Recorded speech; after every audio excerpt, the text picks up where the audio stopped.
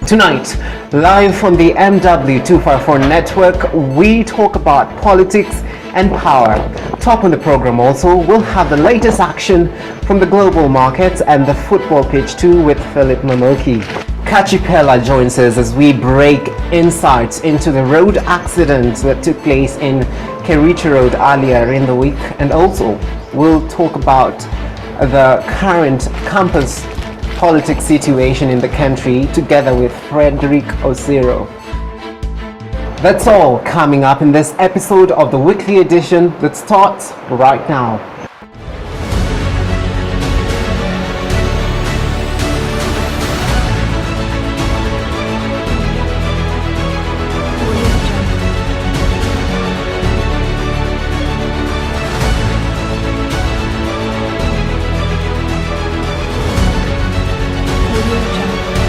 We appreciate your time. Keep listening to our weekly episodes to find out more. On October the 10th, the President Uhuru Kenyatta, the Right Honorable Raila Odinga, the former Prime Minister, and the Deputy President William Samoei Ruto were amongst the thousands of mourners at the the legendary Kamaru's funeral. The Right Honorable, the former Prime Minister Raila Amolo Odinga, emphasized on the need to foster unity amongst Kenyans, whereas the Deputy President William Samoei Ruto urged the Kenyans to do everything to the best of their abilities so as to unleash their full potentials as a people. Whatever it is that we do, we must do it to the best of our ability, and there must be evidence that we are doing what we have been elected to do. Leo tunaongea lugha moja kama Wakenya. And Your Excellency, you have our unqualified support as you unite the country. Ati wakati imefika ya sisi kuunganisha Wakenya wawe kama kitu kimoja. Now, you can be forgiven for finding the torturous twists and turns of the Brexit story a little bit hard to follow.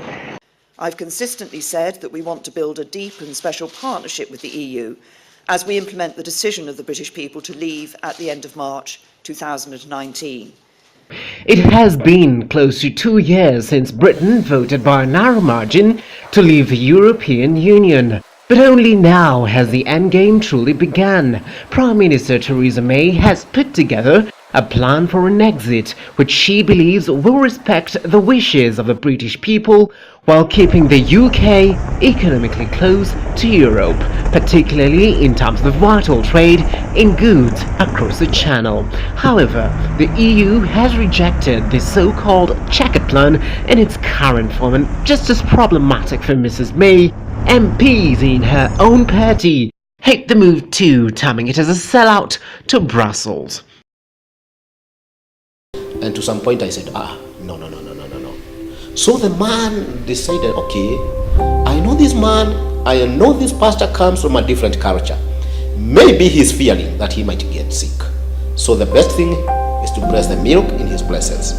And the method he used to press the milk was to spit on the milk several times. Not once, several times. The mouth is full of tobacco. I mean, the cup is dirty and everything was. So once he spat on the milk, now he became very harsh. Take this cup.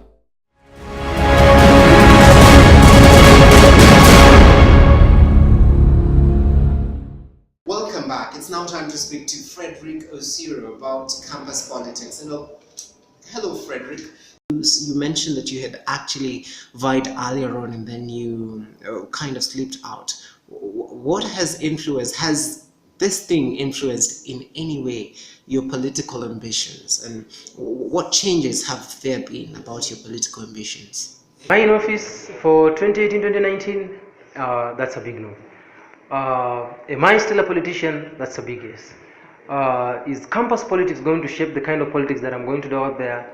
That's a big no. I choose to not have campus politics influence the kind of politics I'm going to have outside there, because this is just, we are just really playing. This is really child's play we are doing in campus. So back to the question, whether I'm something influenced my choice to not go for the office. There's a yes and there's a no. On the yes part, why do you really struggle so much? Go to comrades, talk about your manifesto, tell them what you can do. They love you for who you are, they love you for what you want to articulate for them.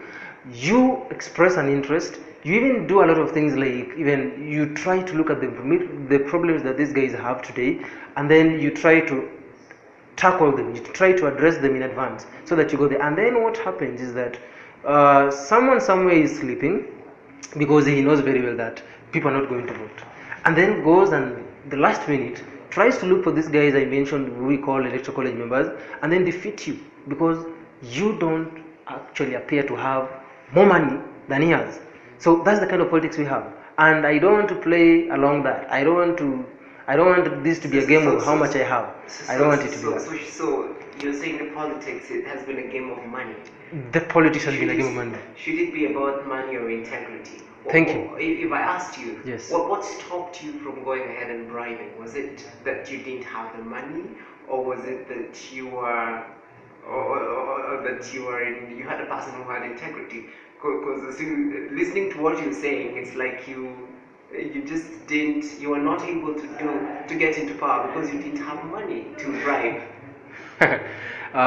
Mitch, that's really a debatable question, I'm not going to say... So you're saying there's a possibility that you could have actually also bribed? Is that what you're trying to say? That's not the impression I'm trying to create here. Why is it debatable? Why is the question debatable? It's debatable here in this case that you actually asked that with a lot of humor, and that's why I couldn't help to avoid but to smile, because I know someone somewhere did not get to office because of that. That's a fact. Someone didn't get to office because of that. But personally, Mitch, it's not just about money. It's not just about trying to push my way into politics. Has always been about mentorship. It has always been about the true me, what I want to do to the people. So actually, I cannot say that I didn't get there because I didn't have enough money. So let's... Well, I think that takes us back to the way they are put. They get their power. They are put in office. Let's talk a little bit more about it. How do they get their power? And do you think the methods that have been placed are fair enough? Are they good and effective methods? Like now, not all comrades are voting now. You can imagine such kind of inhumane. We have a few people, like 60 students. The last time we had 51 students who went to the electoral college, and then they are going to decide on behalf of the whole school. More about it. How do they get their power? And do you think the methods that have been placed are fair enough? Are they good and effective methods? Like I mentioned initially, we have the electoral college members who vote. So these people vote for them. So on the voting day, there is not so much issue on the voting process. There is no much issue that comes from there. The issue is and lies, and I wanted to get it very clearly, that these guys who you take 60 people from different schools who go and sit down to vote. Tell me, Mitch, even if you just apply common sense or logic here, the person is going to vote. What is going to prevent you from seeing this guy previously, or before the election? What is going to prevent you? Because actually, these guys are easily accessible. So these guys can be met even anywhere at any particular point. You call them at your place, you have a dinner, you have a lunch together, and then you just tell them to go vote for you. Actually, these guys want to vote for you because there's that treatment that you are going to give them. I'm simply stating the facts as it is. This system is a big no. This system doesn't work. It cannot work. It hasn't worked before, and it will not work. You can't judge a system. For you to know that a system is working, you don't only look at the output. You look at the quality output. What is the quality of the output actually? So that is why we are really discrediting it from the word go. We really discredit. Well, do you have any supporting material or evidence to support what you're saying? If you met class 1 or a nursery child out there, and you actually explained in a layman's language the kind of system that we have right now in the university, and you just ask, like, do you see that's right, or do you feel like something is going to happen? I don't think such kind of maybe a toddler would even be defeated by knowing. You don't have to have evidences. You don't have to go and look for them, because then they'll ask you. You clearly seem to disagree or to dislike this new system of leadership. Whoa, don't you think there are certain good things about it that perhaps we can all appreciate? I'm simply stating the facts as it is. This system is a big no. This system doesn't work. It cannot work. It hasn't worked before, and it will not work. You can't judge a system. For you to know that a system is working, you don't only look at the output. You look at the quality output. What is the quality of the output actually? So that is why we are really discrediting it from the word go. We really discredit. Officially from me, I state here right now, I'm not interested in politics this year, but vote for the white and the wise guy who is going to represent your interest. Thank you. Thank you, Mitch. And now it's time for business and sports. Over to you, Philip Momoki. The government has started the sale of companies lined up for privatization in this hope to unlock billions of shillings.